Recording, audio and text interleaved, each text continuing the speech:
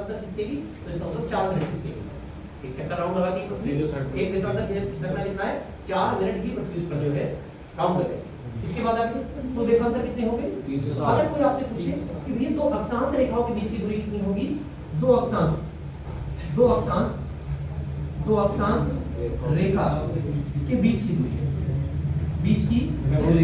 तो दो अक्षांश रेखा के बीच की दूरी हमेशा समान होती है। दो अक्षांश रेखाओं के बीच की दूरी हमेशा समान होगी कि ये जो अक्षांश रेखा है ना कभी आपस में मिल नहीं सकती।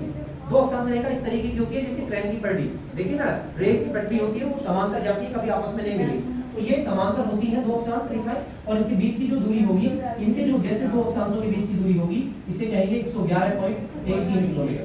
कितनी दूरी होगी बेटा?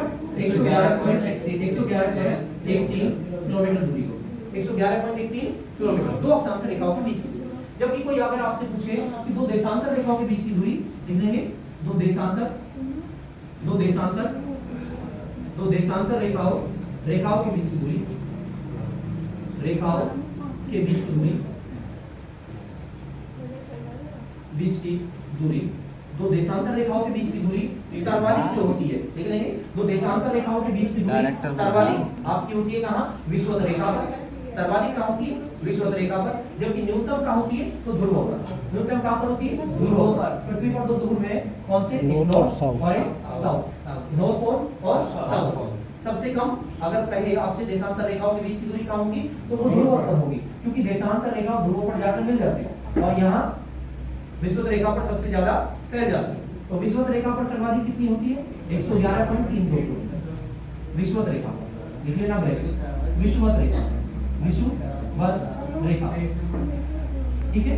प्रश्न अगर पूछे कि दो देशांतर रेखाओं के बीच की दूरी सर्वाधिक कहाँ होती है तो वो विषुवत रेखा पर होती है। कितनी होती है? 111.32 किलोमीटर। और अगर पूछे सबसे कम यानी सबसे न्यूनतम कहाँ होती है? ध्रुवों पर। कितना? 0। कितनी होती है? 0, क्योंकि वहां जाके मिल जाएगी तो 0 दूरी होगी, ठीक है, क्लियर।